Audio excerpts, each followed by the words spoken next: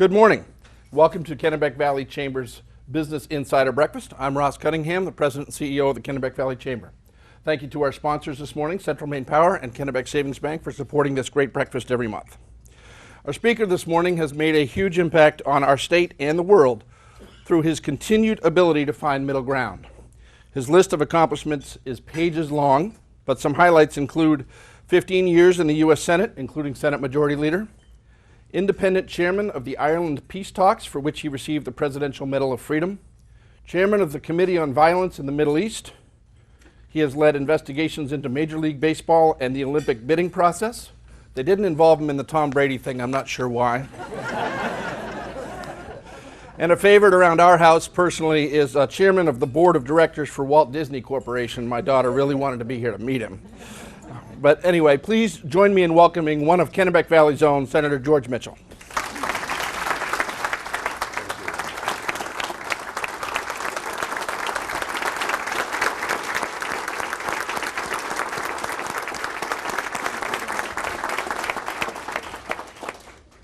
Thank you very much, Ross, for that generous introduction and for having me here today. Thanks to all of you, ladies and gentlemen, for your presence and for your warm reception. I speak often, so for me, the highlight of the program is the introduction. And I want to thank Ross for doing a good job.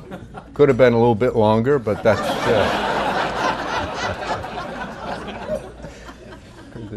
It's always nice to hear people say good things about you, but there's a danger that if you hear it too often, you might begin to believe it. So I like to begin with a story about introductions and how I was brought back down to earth. I spent 5 years working in, going to, and coming from Northern Ireland. And after the peace agreement was reached, I came back to Maine and I wrote a book about my experience in Northern Ireland. When that book was published, I went on a promotional tour around the United States. I received many invitations, and in the process I learned the interesting fact that in the United States there are more Irish American organizations than there are Irish Americans. And every one of them invited me to come.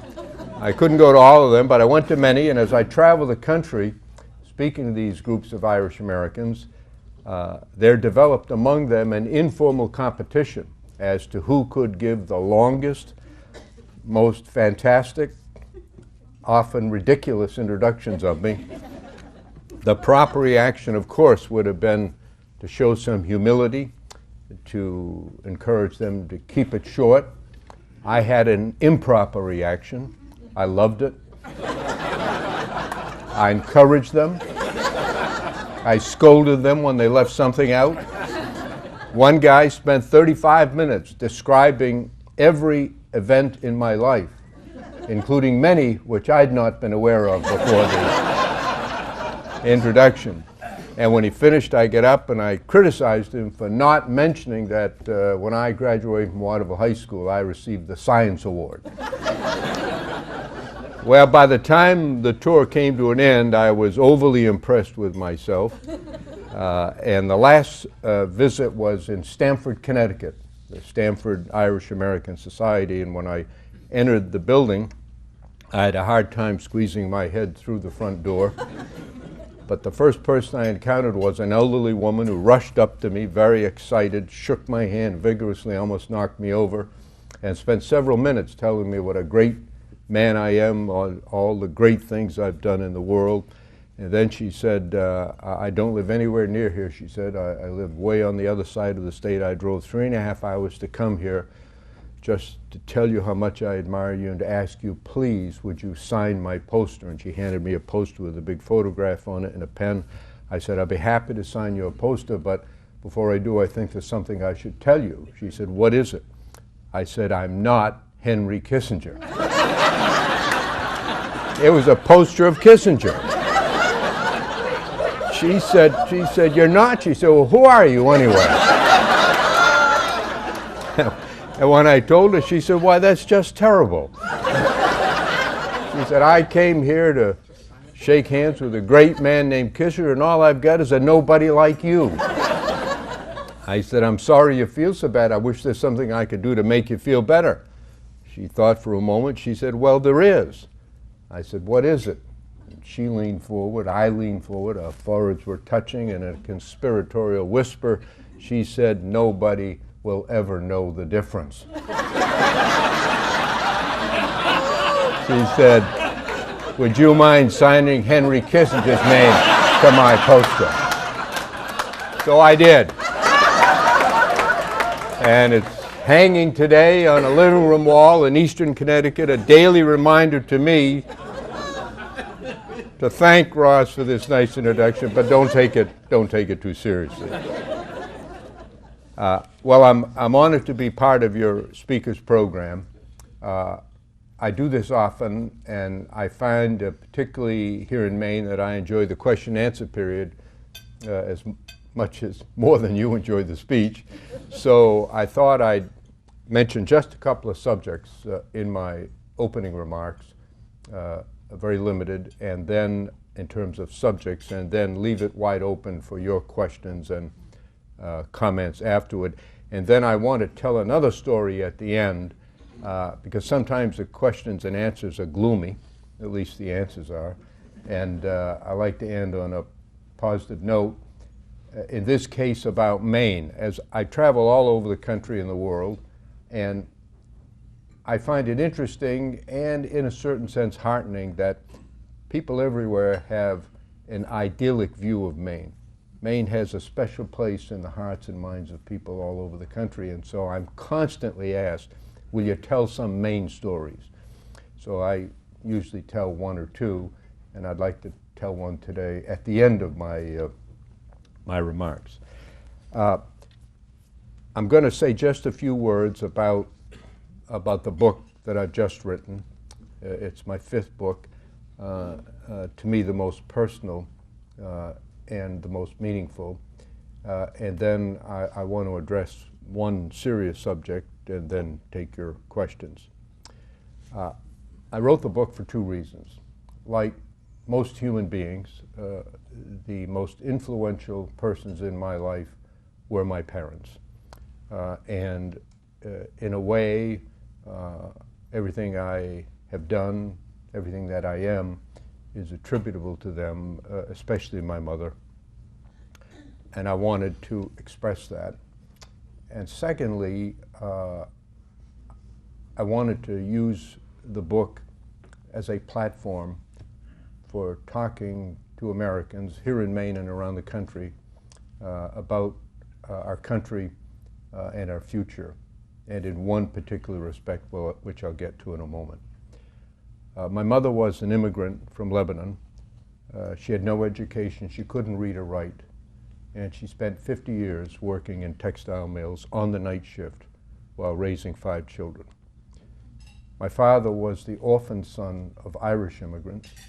He never knew his parents. He was raised in an orphanage in Boston, then was, luckily for him, adopted by an elderly childless couple from Maine who ended up in Waterville. My father left school after the 3rd grade and spent his entire life working at manual labor, ending up as a janitor at Colby College. They never had any money. They never owned a car while I was growing up, and they died penniless. But by their measure, they were very successful because they had a dream that their 5 children would be able to get an education and go on to lead lives better than theirs.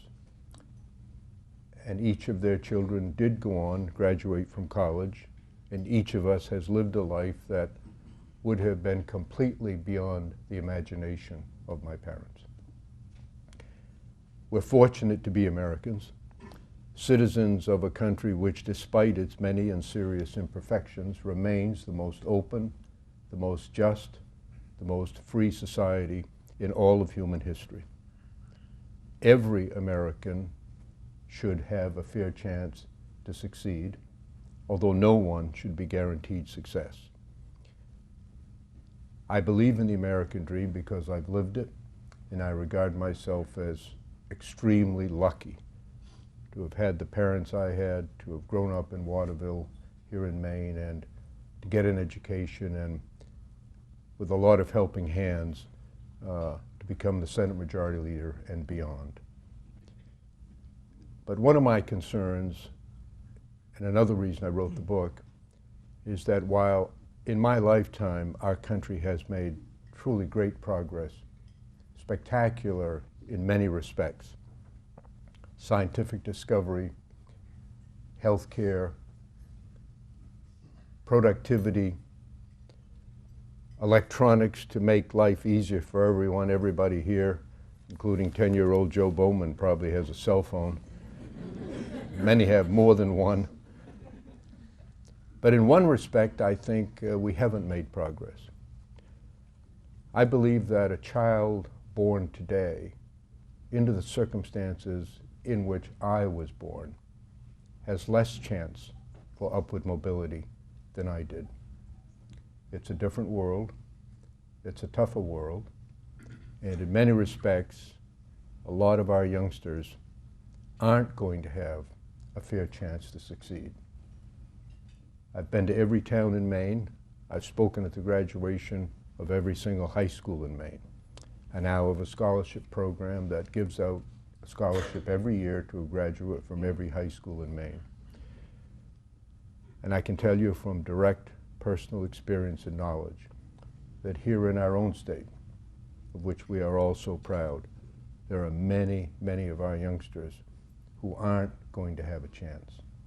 There are many today who go hungry. There are many who won't be able to complete their schooling, who won't get the good care, nutrition, early intellectual stimulation, good education that has always been necessary but is even more critical in the 21st century and beyond, because the information and communications revolution through which not just the United States but the whole world is passing will, in my judgment, be seen by future historians as much a turning point in human history as was the Industrial Revolution.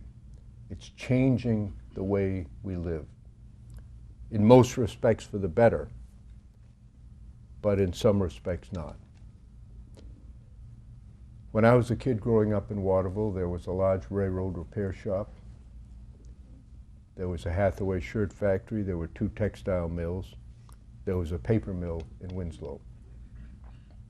And a traditional life was for a man lacking a college education, but perhaps with some high school, who could get a decent, good-paying job and support an entire family. That, what I call working-class, middle-class jobs, are disappearing. They're not being replaced, certainly in numbers. When I was a young man, I worked nights at the paper mill in Winslow. And I was a night watchman, and I covered a section of the mill between 11 o'clock at night and 7 in the morning. Several decades later, in a way that I never dreamed possible, as the Senate Majority Leader, I was asked to come to Hinckley, where the paper company, Scott, had built a new mill, closing down the one in Winslow. And when I went, I asked to be taken through the plant. They're not identical because the more modern mills are configured differently. They're certainly more productive, but roughly the same area of the old mill that I had covered, where 120 men worked, was now covered by 4 men. And the mill produces more paper than the old mill. That's a good thing for productivity. It's necessary to be competitive. But what about the 116 men who aren't employed in that capacity? We haven't done a good enough job in our society at figuring out ways to replace that employment. And we all know human beings are limited to our society, which I know. In America, people are defined by what they do. One of the first things you ask someone you meet is, what do you do? And for too many people in our society, there is not the security, the self-esteem of being a productive working member. And it's especially hard for people who've worked all their lives. My father left school at the age of 10, and for the next 40 years he was steadily employed in a variety of jobs, all low paying, but he worked. When he was 50 years old, my senior year in high school, he lost his job. He was out of work for 1 year. It very nearly destroyed him and our family. He tried so hard to get a job. He'd get up every morning and go out. He couldn't get another job, and you could see the self-esteem just leaking out of him. He became stooped, slurred his words. It was a very destructive year. And finally, he found a job as a janitor at Kobe. You don't think that it's much of a job being a janitor at a school, but for him, it saved his life, and it saved our family. People need, above all else, the self-esteem, the sense of worth that comes from being a participating, contributing member of society. And everybody ought to have that opportunity, not just some. And I think one of the great dangers in our society today is that we are slipping away from the ideal that everyone has a chance. It's not just in small towns in Maine. It's everywhere across the country, in the inner cities, large urban areas with huge numbers of minority youth who just don't have a chance to succeed in life. And I think we're in a presidential campaign and a lot of issues are being debated. But I think the issue that most needs debating is how can we as a people make the changes that are necessary to see to it that there is opportunity for every member of society, that it is not just an American aspiration, but an American reality. And I hope that each of you will reflect on that and think about it both in your lives and in the political process ahead. Now, I'm going to anticipate a question. I've been speaking regularly over a long period of time, and over the last few months, almost always, in every audience, in Maine and outside, the first question has been on the agreement with Iran on their nuclear program.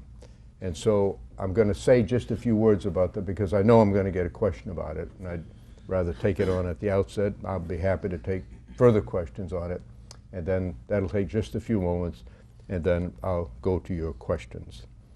I believe and have said many times publicly that Iran must not be allowed to acquire nuclear weapons.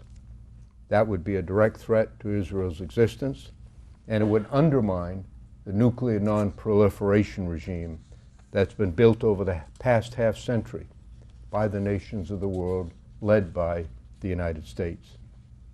Although many countries are now able to produce nuclear weapons, or to become quickly able to do so, the vast majority of them voluntarily refrain from developing weapons in reliance upon the United States and on the non-proliferation agreement. My concern is that if Iran becomes the 10th nuclear power, there are now 9, the whole restraint that has been built up over 50 years among other nations will collapse, and the number of nations with weapons will go quickly from 9, perhaps to 19, or even 29. That would be a serious threat to stability, both in two respects. The possibility that an unstable leader in an unstable country could use a weapon, or that the weapons or material, fissile materials, could become available to non-government terrorist groups. Now, there are two ways to prevent Iran from getting a nuclear weapon: through negotiation or through war. To me, it's just plain common sense to first try to accomplish the objective through negotiation. The agreement, which is not just between the United States and Iran, it's a critical point that hasn't been enough discussed in our country. This is an agreement between the United States, China, Russia, Britain, France, and Germany on one side, and Iran on the other side. The agreement will cut off Iran's path to a nuclear weapon and will put in place constraints and monitoring measures that will help to ensure that its program will be solely for peaceful purposes. It ought to be understood that Iran has signed the Nuclear Non-Proliferation Agreement. And like all of the countries who've signed the agreement, they have the right to a nuclear program for peaceful purposes. And they will continue to have that right under the treaty and pursuant to this agreement. But the agreement cuts off their path to using that as the basis for a nuclear weapons program. There are two ways to produce a nuclear weapon: through the enrichment of uranium or through the production of plutonium.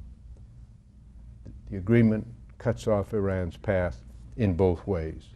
Among other required actions, Iran will reduce its stockpile of enriched uranium by 98%, and it will be capped there for 15 years.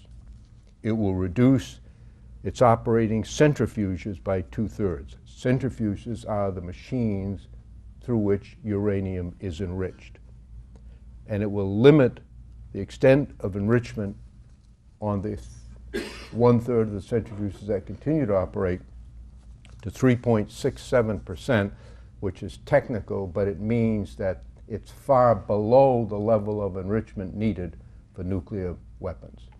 So while they'll be able to continue to operate a limited number of centrifuges and enrich uranium to a limited degree, it will not be to a degree sufficient to use in a nuclear weapon. And the one reactor that they have that could be used to produce plutonium, the other path to a nuclear weapon, will be disabled under the treaty, under the agreement, the verifiable disabling. They're going to pour concrete into the reactor and completely disable it. All of these and other actions will be independently verified by the International Atomic Energy Agency, which has a long history of inspecting and reporting on Iran's nuclear program, which is why we know so much about it. As a result, Iran's breakout time will be extended from the current 2 to 3 months to 1 year. Now, the breakout time is the length of time it would take for Iran to produce a nuclear weapon if it decides that it's going to do it, if it withdraws from the treaty, kicks out the inspectors, and announces an all-out drive to make a nuclear weapon. Right now, if they did that, they could do it in 2 or 3 months. Once the agreement takes effect, it would take them more than a year. So if nothing else, we would have a much longer period of time within which to respond. Under the agreement, Iran will get relief from the sanctions that have been imposed, but only after it verifiably complies and completes the steps that it's required to take in the agreement. All of the requirements that I've described and others, they will have to have done this, verified, before they get relief from the sanctions. Now, critics of the agreement have concentrated largely on a comparison between this agreement and what they regard as a perfect agreement. But of course, a negotiated agreement between adverse parties is by definition imperfect in some respects for both sides. Neither will get 100% of what they seek in any negotiation. So the real question is, how does the agreement compare to the alternatives? The most frequently proposed alternative is that because it was economic sanctions that brought Iran to the negotiating table, that we should reject the agreement, increase the sanctions, and that will force Iran to capitulate. The problem is that the sanctions have been effective precisely because they are not just unilateral U.S. sanctions, they are universal sanctions imposed by China, Russia, Britain, France, Germany, and most other countries. And if we walked away from the agreement, The other 5 countries that I've just mentioned have stated, made clear, they will not join us. The sanctions will come to an end, and they will become obviously much less effective as unilateral U.S. sanctions. So they will go from universal to unilateral and from effective to ineffective. And so those who oppose the agreement and urge an increase in sanctions will in fact get the very opposite of what they seek. Because the hard reality is that sanctions are going to erode over time, and if that's the result of the agreement taking effect, the erosion will occur only after Iran has taken the steps set forth in the agreement. But if the sanctions erode because the agreement was rejected, Iran would get the benefits of the erosion and ultimately the end of sanctions without having had to do anything, which doesn't make any sense. Other critics argue that we shouldn't enter the agreement because Iran cannot be trusted. But the agreement is not based on trust. In fact, we don't trust the Iranian leadership. The Ayatollah Khamenei has said on many occasions that Iran does not want, does not seek a nuclear weapon. But his words are directly contradicted by the actions of his government, as documented and verified by the international agency. Though we know we can't accept and trust the statements that they make. So the agreement is based on verification through the most intrusive and comprehensive inspection program ever adopted in the nuclear age. In addition, the United States has frequently entered agreements in the past with countries that were adversaries who we didn't trust. President Nixon signed a comprehensive agreement with Communist China. President Reagan signed a treaty with the Soviet Union to reduce atomic weapons. China and the Soviet Union posed far greater threats to the security of the United States than does Iran. And those agreements have generally worked out well. If you watched cable television news in America alone as your source of information, you would have a limited perspective. You would believe that there are 3 views on this agreement. President Obama's for it, the Republicans in Congress are against it, and the Prime Minister of Israel is against it. Well, there are 2 other opinions that exist that I think that should be taken into account. One is that while clearly the agreement and President Obama are not popular within Israel, there is substantial support within Israel for the agreement, particularly from those who have been involved in security, military, and intelligence affairs. 2 of the 3 most recent leaders of the Mossad, which is Israel's spy agency, have publicly come out in favor of the agreement. And I want to read you just a brief comment made by one of them, Ephraim Halevi, who said publicly, up to a couple of years ago, the Iranians refused to discuss their nuclear programs on the basis of international negotiations. They said that this was their sovereign right to do whatever they wished. They have caved in. They have entered into a detailed discussion of their capabilities. They have agreed to an agreement which lists their various facilities in Iran. They have agreed to knocking out the first and foremost important element of it, their location in Iraq, which is a plutonium-producing facility in potential. The core of this facility is going to be destroyed, and that means that there will be no capability of the Iranians to ultimately weaponize whatever they're doing for the purpose of attacking anybody around the world for the next decade. If only for that element alone, I would say this is an agreement worthwhile accepting. And then he cites other Israeli generals and intelligence leaders and security chiefs who support the agreement. The 5th opinion, which isn't mentioned on cable news, is the rest of the world. All of the members of the United Nations Security Council support this agreement.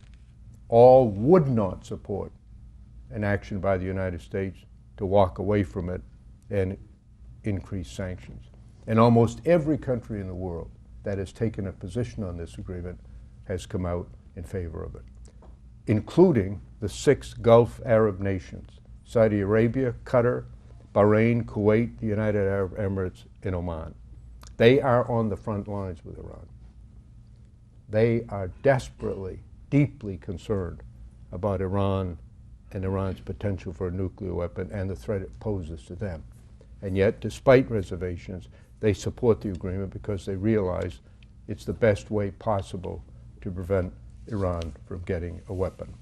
So I believe that while it is not a perfect agreement, that's for sure, it is the best alternative, and the approval of the agreement now represents the best alternative available to prevent Iran from getting a weapon. There will have to be extreme vigilance in the future and a willingness to take action in the event Iran violates the terms of the treaty.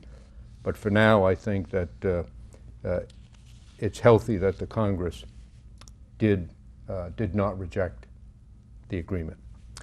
With that, as I said, it's all very serious stuff, so I'll get to a joke in the future, but I will first want to take your questions. I'll tell one story about questions when I take it. When I was in the Senate, traveling around Maine, which I enjoyed, I went to every town in Maine. I frequently, of course, took questions from the audience. And I recall specifically one occasion. It was the last time I ran for office. I was in Portland. I got a telephone call from the principal of a high school in northern Maine, and he said he'd like me to come and speak to an assembly of students. So I drove 3 or 4 hours up to northern Maine, went to the high school. It's actually a big school, although it's in a rural area, the consolidated school, so there are quite a large number of students. Over 1,000 of them were seated in the bleachers in the gym. In the middle of the gym were 2 chairs and a microphone. The principal got up and introduced me. Then I get up. I'd spoken at many, many high schools, as I said, and I was aware that the attention span of high school students to my remarks had never reached 1 minute. So I didn't make any opening comments.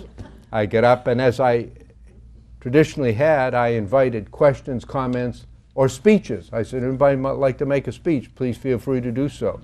To my amazement, a student, a young boy, get up out of the bleachers, and he said in a loud voice, well, Senator, I do have a speech I'd like to give. And he walked across the gym toward me. I knew there was a problem because he had a big pile of papers under his arm. He put the papers on the podium, and he began, and he spent 1 hour reading this speech.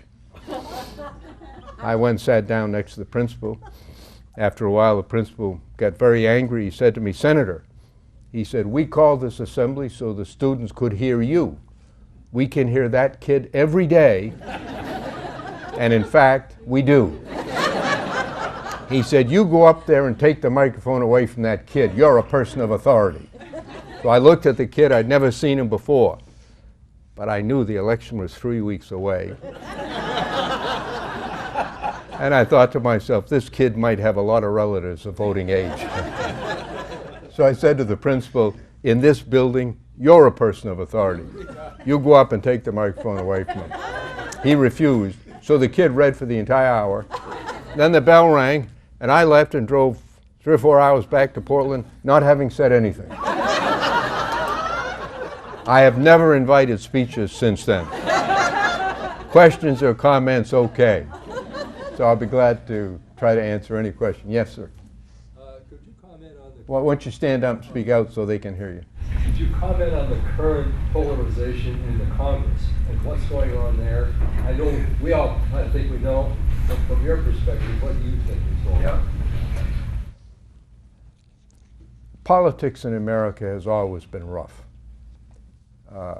A professor at the University of Maine wrote an article in the Bangor Daily News last year describing the presidential campaign of 1800. The candidates were men who've become icons in our national history. John Adams was the incumbent, Thomas Jefferson was the challenger. And she quoted some of the things said about them by their supporters, which were far worse than anything said today about current candidates. But of course, the difference is that those words were written, they were read by relatively few people, distant in time and location, whereas now we have the ubiquitous and enormously powerful electronic means of communication, including television, that camera which is recording my words now, and it's become entirely negative. I read one report that in the Republican campaign for president in 2012, at one point a report showed that the ads were negative to positive by a ratio of 35-1. And that's, of course, even more so, going to be more so in this coming campaign. When I was elected Senate Majority Leader, the first person I called was Bob Dole, who was then the Republican leader in the Senate. And I asked to go see him. He said, sure, come on down. I walked down to his office and I said to him, look, I said, you've been here for 25 years. I've only been here a couple of years, but I've been here long enough to know that being a leader in the Senate is an impossible job if there's no trust between us. So I said, I've come here to tell you how I intend to behave towards you and to ask you to behave toward me in the same way. And I set forth the most basic standards of fairness and open dealing. He was delighted. We shook hands, and to this moment, never once has a harsh word passed between Bob Dole and me, in public or in private. We disagreed on almost every issue. We debated vigorously, but we stuck to the issues. We didn't make it personal, and we kept our word. I thought it was tough at the time, but it's obviously much, much tougher now, much more difficult. I don't have the complete answer. I'm not a political scientist, but I do have two thoughts about what I think would help to reduce some of the partisanship and to make it possible for people to reach reasonable and principled compromise. The first is the redistricting of seats in the House of Representatives. As you know, our Constitution requires a census every 10 years, and then the House districts have to be changed to permit equality of population throughout the country. That has now, thanks to technology, become so precise that congressional districts are created in a manner that would make Rorschach blush. You all remember the Rorschach test.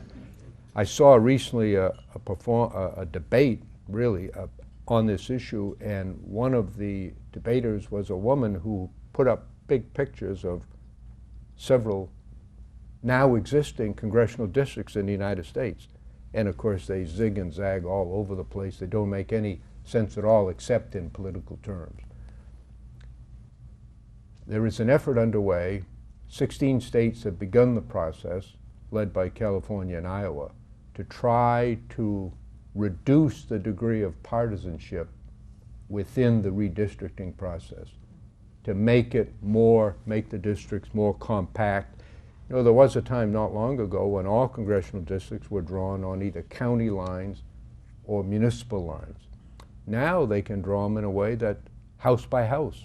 There was actually a redistricting case in Illinois where they drew a line that took a congressman out of his own district by making the district line go around his house. It sounds ridiculous, but the Chicago Tribune printed, I saw it, a full-page article with a map showing it was done. And it's a terrible thing. So an effort is underway to try to, you can't eliminate partisanship completely, but limit it and permit more independent, non-partisan drawing of congressional district lines. I think that would go along, because here's what's happened in the House of Representatives. Right now, it is known which party will win the congressional seat in about 380 of the 435 seats. That is, they're safe Republican or safe Democratic. Only about 50 seats are contested as between the parties in the general election. And what that means is that the pivotal moment in American politics as to the House of Representatives is not the general election. It's the primary, the nominating process. And we all know that we have a dismal record in our country of participation generally. In hotly contested presidential elections, the vote averages between 50 and 60%. In the midterm elections, they're much lower. And in the primaries, it's almost non-existent. Now, you have in both parties very deeply ideological and rigid minorities that express strong views at the far ends of the spectrum. They participate in the nominating process, and that gives them hugely disproportionate leverage, which they don't have in a general election when the vote total is much higher. And as a consequence, when you're thinking of running for Congress, in most districts in America, you don't even think about the general election. Your only concern is getting nominated. And that means that you cater to the most extreme positions within your party, even though that has a negative effect on your party in presidential or national elections. So a change in redistricting, which the current Supreme Court recently, in a very good decision, made possible. In Arizona, the legislature, which is Republican controlled, brought a lawsuit to prohibit anyone other than the legislature itself from drawing congressional district lines. And the Supreme Court said no, it can be done by independent commissions to reduce the degree of partisanship. A very good decision by the court, which makes it possible to hope that will spread in the country. The second change really has to be a change in financing of political campaigns. Our system is now being corrupted by the huge amounts of money and the donors are not fully reported. I'm going to illustrate this by asking you a couple of questions. And I've asked this question all over America. Who here believes that members of Congress are more responsive to their constituents than they are to their donors? One man.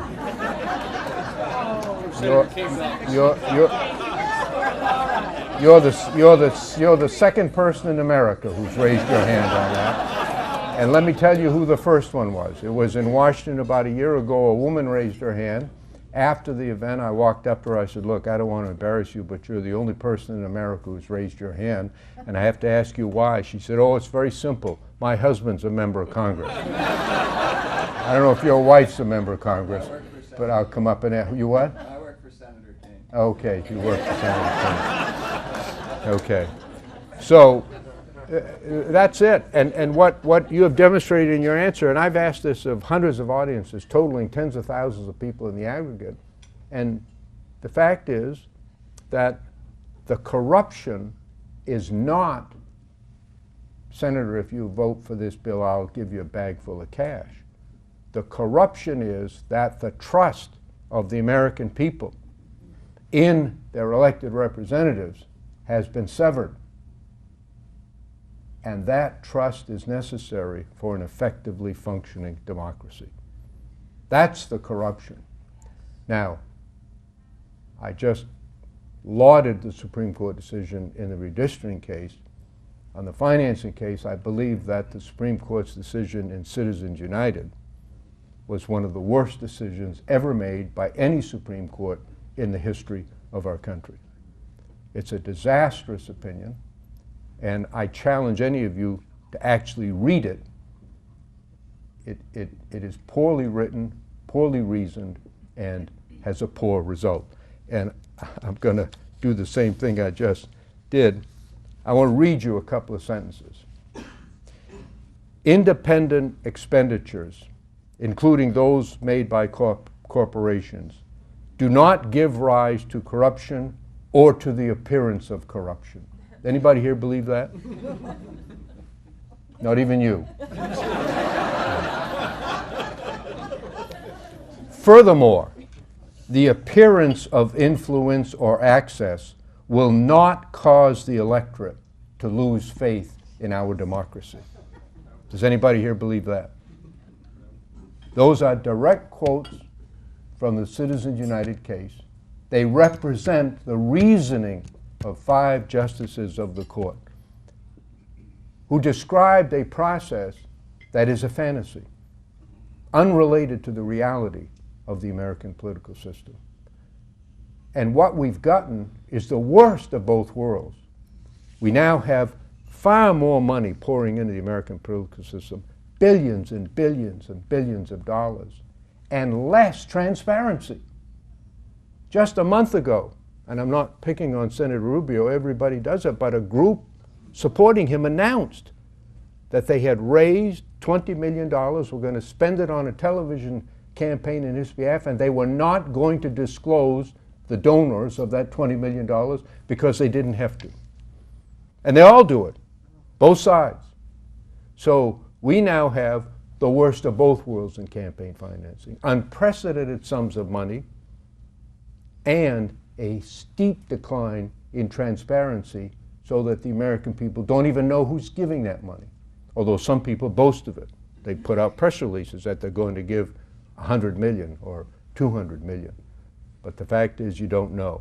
I think those 2 changes would go a long way toward improving it, although by themselves, but both will be very difficult to achieve. Yes, ma'am.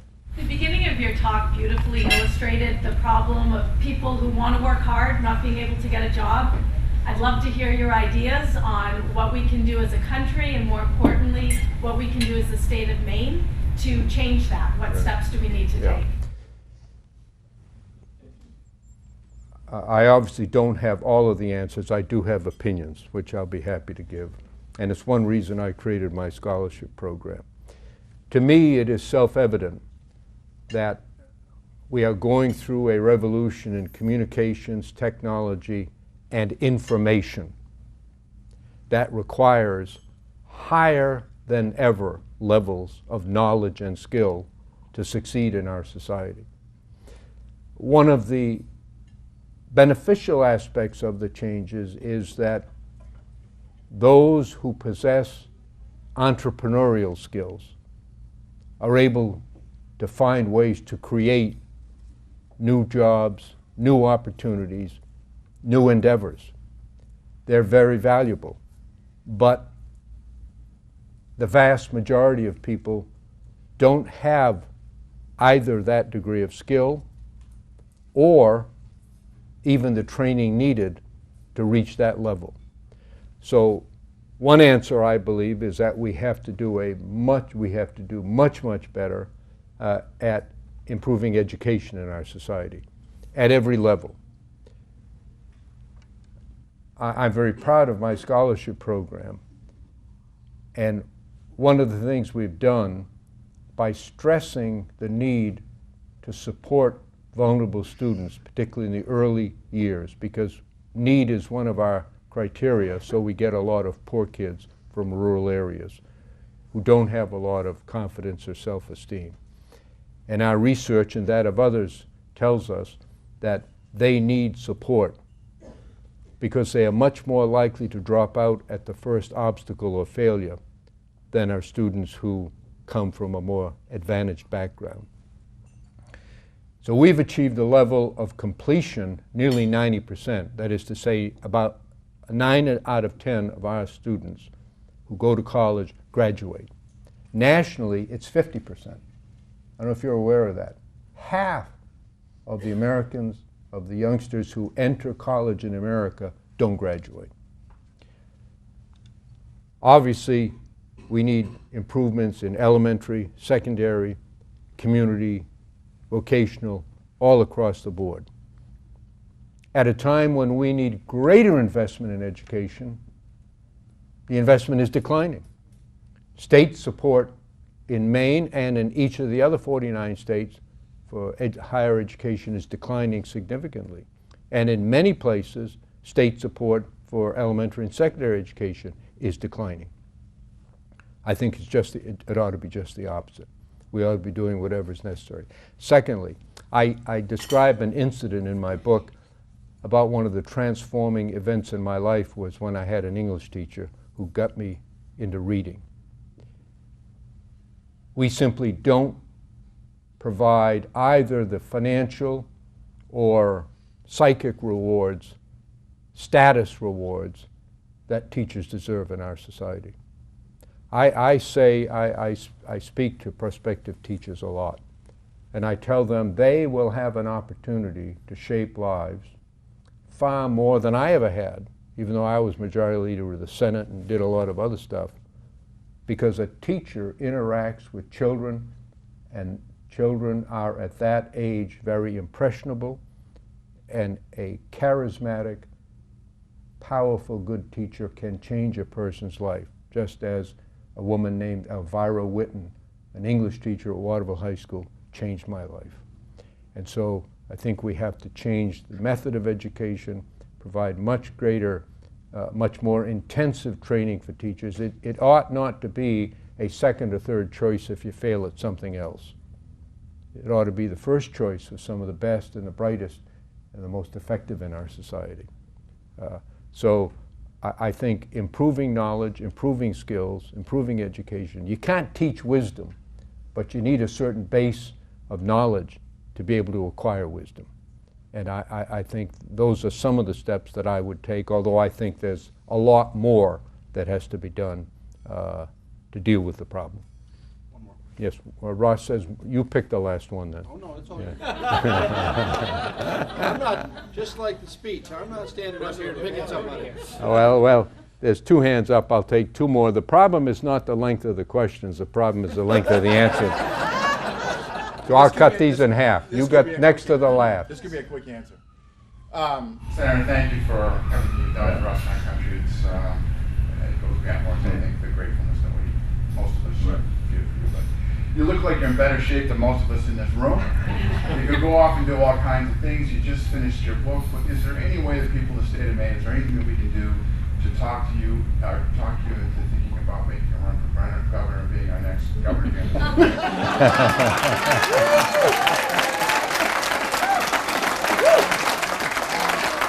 Well, I will.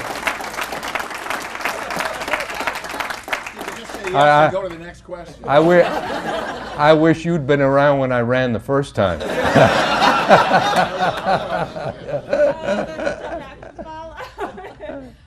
Mine's a little less exciting. But my question is about the current migrant crisis in the Middle East and Europe, and as that unfolds, Yeah. what are our options? What are the ramifications for that in your mind? I think you have to view it in two dimensions. This will be a little bit longer answer than I was able to give to his. The first is the immediate crisis. If you see an accident on the street, the first thing you do is to help the person who's injured. Then later, the police look into what happened, and if you need to put up a stop sign at that intersection or make changes. I think there is an immediate challenge for the many thousands of people who, out of desperation, are fleeing the chaos of war in their societies. And the Europeans are primarily responsible for it and are taking steps to do it. I think the president could have announced a somewhat higher figure, but whatever figure we take, it's going to be nominal, because we can't take the huge numbers. It's not physically possible, and we have our own as we see issues in terms of immigration. So immediate attention for those most in need. Secondly, looking down the road, how do we deal with it? That's a much harder problem, because it's going to get much worse in the future. This is not a new issue. This is an old issue. The countries that are now most affected, Iraq, Syria, Afghanistan, now Yemen, are all part of the Muslim world. There are today 7.5 billion people in the world. 1 in 5 is Muslim. It's about 1.5 billion. The United Nations now projects that the world's population by the middle of this century, less than 40 years from now, will pass 9.5 billion and move toward 10 billion before it then begins a long and slow decline. When it reaches 10 billion, 1 in 3 will be Muslim. 3.5 billion. To put that into perspective, that was the total population of the world as recently as 1970. Islam has suffered from internal disputes for a very long time, going back to its foundation in the 7th century. When the Prophet Muhammad died, there was a political competition to succeed him. It was not a religiously based division.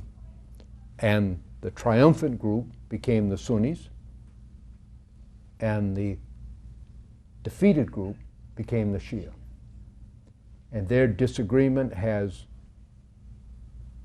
intensified and gone into remission, intensified and gone to remission steadily over the past 1,400 years, and it is now at a period of very, very intense conflict, abetted by modern developments in weaponry that make it possible for a very small number of people to kill very large numbers of other people. In addition, there are several overlapping, intersecting, sometimes contradictory conflicts within Islam.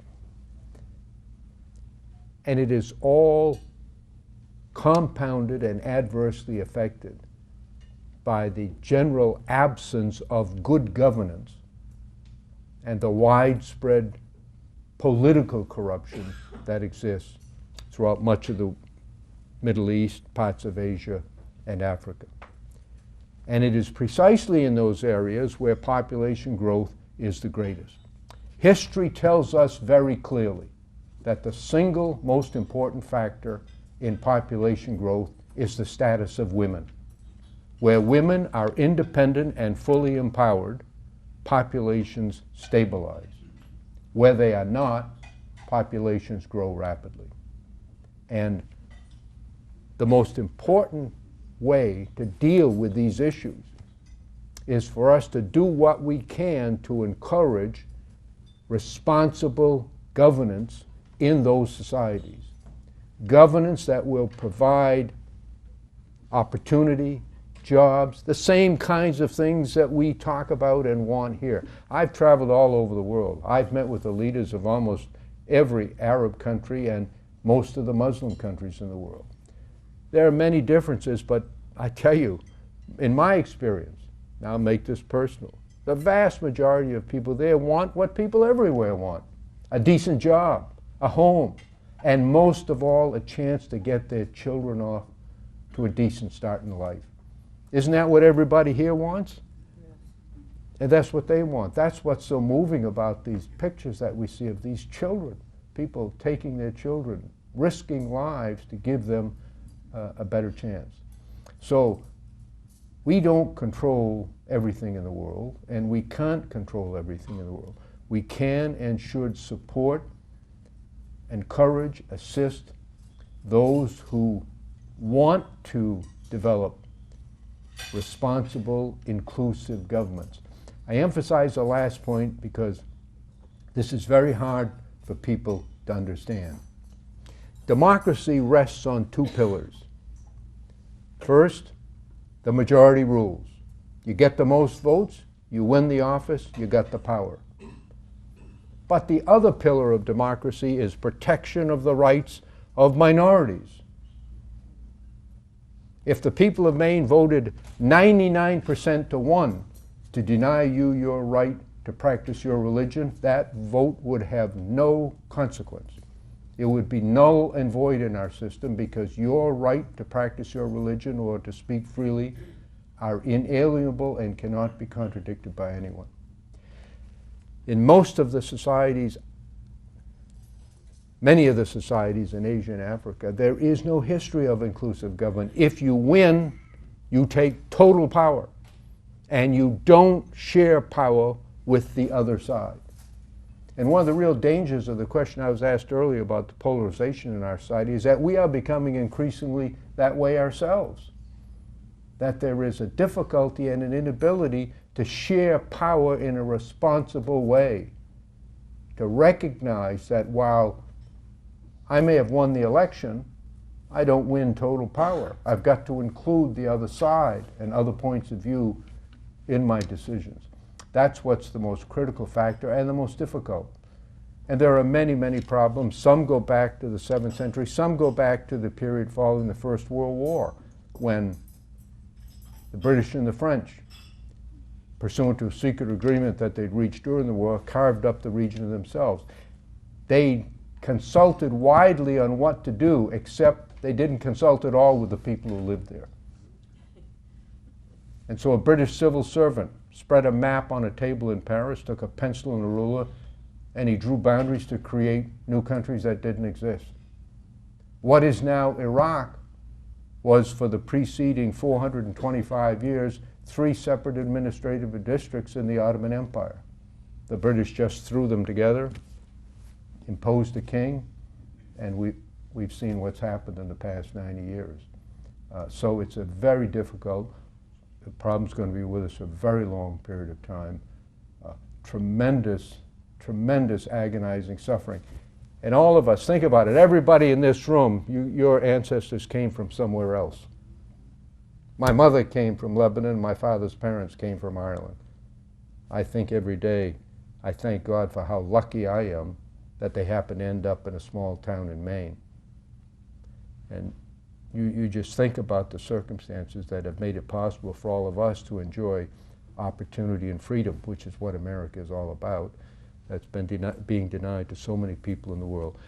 I do want to make one point, however. We got a lot of people in our country who think that we can solve every problem in the world by dropping a bomb somewhere. We can't bomb our way to success in these turbulent times and countries. Military intervention will be necessary and appropriate in very limited circumstances. But we have to be very careful not to overextend ourselves. Every problem in the world is not an American problem. When I travel in Asia, I tell this story. A Pakistani businessman wakes up in Karachi. He goes into the bathroom to take a shower. He turns the faucet, there's no hot water. He says, Obama, the CIA again. We are not responsible for hot water in Karachi. And we are not responsible for many, many of the other problems in the world. We have to do our best to help people in need. But you know, we got a presidential debate tonight. We have never had a discussion at the national level of how do we define national security, and specifically, does it include humanitarian efforts, and if so, in what way? How many people have to die in a particular tragedy before we consider it part of our national security? The tragedy of the Syrians is a terrible plight. This is my last comment, and I just say this for you to think about. I spoke in London about a year ago. In a question and answer period, a guy got up and gave a very blistering attack on Obama, and by implication me, because he said the United States has the military force that it could intervene in Syria and separate the warring powers. A fantasy if I ever heard one, but nonetheless that was his view. And he said, the blood is on your hands, Senator. And I said to him, just by coincidence, because at that time it was about 70,000 Syrians that died, I said to him, just this morning in the Financial Times, a newspaper published in London, I read where in the Congo, 2.5 million people had died in their internal conflict. And I asked the guy, how come you're not up complaining about the United States not intervening in the Congo? Before he could answer, an African guy jumped up on the other side of the table. He said, Senator Mitchell, you're wrong. I said, what did I say that's wrong? He said, it's not 2.5 million, it's 5.5 million. So I ask you this rhetorical question. It's a terrible tragedy in Syria, and over 120,000 people have been killed. But how come there hasn't been a peep out of anyone about 5.5 million Africans dying in the Congo? And it tells us something about our own sense of values, about our news media's dispositions, and it ought to make us all think personally and as Americans. What is our policy? What do we think about humanitarian? What is the number of loss of lives? What is the nature of loss of lives? What is the nationality of loss of lives that should trigger an American intervention? And should that intervention be military or otherwise? Completely unanswered questions. And I think that's the kind of thing that we should be debating and discussing in our society, but I think it probably won't be that way in the debates coming up. It's very serious ending, so I really got to tell this last story to have a little humor. I told you I'm asked about Maine humor all the time, so in my book I tell a story which is a true story. Many of you have been to Acadia National Park, and there is in the park a lovely restaurant, the Jordan Pond House. I helped, the old building burned down, I helped get the funding to build a new one, so I went up after it opened to meet two friends, a guy from Portland and a guy from Bangor. We were going to go hiking for a couple of days. And we went to the Jordan Pond House. The guy from Portland and I got there. The guy from Bangor was late, so we decided to go out and call him. This is ancient times, so there were payphones then. There used to be a payphone out by the entrance. And we went out to call him up, and there was a guy using the phone. He had a card with numbers, a lot of numbers on it, on top of the phone box, and he was pumping quarters into the phone box, couldn't get it to work. He was banging the side of it, and he was cussing and swearing. His wife was there, and he was saying unkind things about Maine and Maine people in an accent that made it clear he wasn't from Maine. We stood there, and the line got longer and longer, and after a few minutes, it was kind of embarrassing. The guy behind me tapped me on the shoulder. He said, "Excuse me, aren't you Senator Mitchell?" I said, "Yes, I am." He said, "Oh, I'm from Bangor." He said, "I'd like to shake your hand." So we shook hands, and he had told me his name.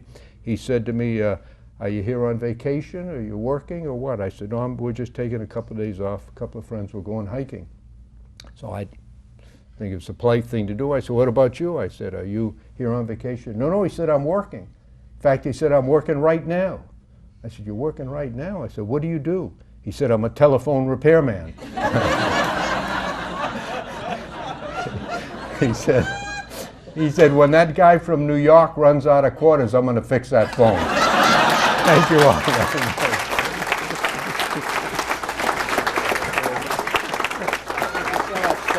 Thank you. Thank you.